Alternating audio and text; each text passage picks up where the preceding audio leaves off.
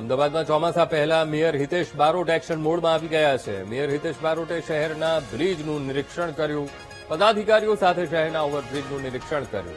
તો Chimanbhai Patel railway bridge, Subhash બ્રિજનું પણ નિરીક્ષણ કર્યું. સાથોસાથ વાડજ ફ્લાયઓવર, પાંજરાપોળ બ્રિજના કામોનું પણ તેમણે નિરીક્ષણ કર્યું.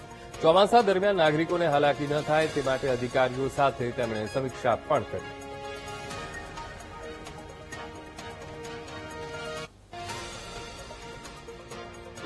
ચોમાસા પહેલા પદાધિકારીઓ હવે નિરીક્ષણ કરવા નીકળ્યા છે અને ચોમાસા પહેલા જે બ્રિજો હોય તેની કામગીરી માટે પહોંચ્યા છે અને સુભાષ બ્રિજના આ દ્રશ્યો છે કે જે અહીં પહોંચ્યા છે તમામ પદાધિકારીઓ.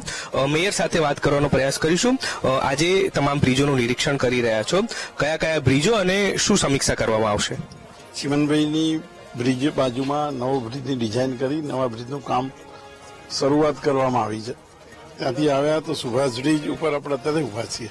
સુભાષ બ્રિજ બાકીનો નવો ફોર લાઇન બ્રિજ બનાવવાનું આગળનું કામ છે અને જે ડેમેજ થયો હતો એ ડેમેજનું રિપેરિંગ અત્યારે નવી રીતે કરી રહ્યા છે અને જ્યારે આ ગ્રાઉટિંગનું કામ પતી જશે એટલે 9-1 મહિનાનો એમનો સમય આપેલો છે. એટલે આ જે ચાલુ હયાત બ્રિજ છે એ 9-1 મહિનામાં આવનાર દિવસમાં ચાલુ થઈ જશે. મેયર સાહેબ, જે પ્રકારે હવે વરસાદની સિઝન નજીક છે તો બ્રિજોનું ઇન્સ્પેક્શન થતું હોય છે, રિપોર્ટ પણ કરવામાં આવતો હોય, સાથે જે પ્રી મોન્સૂનની કામગીરી હોય છે તે પણ કરવાની હોય છે. એ બાબતે કયા પ્રકારે તૈયારી છે કોર્પોરેશનની? આરએનબીની ગાઈડલાઈન પ્રમાણે બ્રિજોનું નિરીક્ષણ કરવાનું છે. એ બ્રિજોનું નિરીક્ષણ વિભાગ કરી રહ્યો છે અને આવનાર દિવસમાં બધા જ બ્રિજોની ફૂલ વેગમાં જે સ્થિતિ છે એનું નિર્માણ આપણી સામે મૂકવામાં આવશે.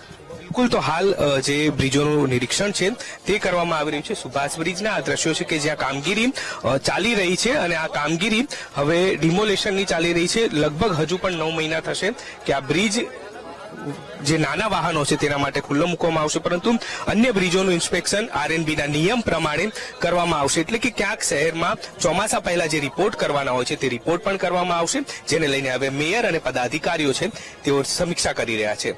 કેમેરામેન નરેશ સોલંકી સાથે દીપક સોલંકી, વીટીવી ન્યૂઝ, અમદાવાદ.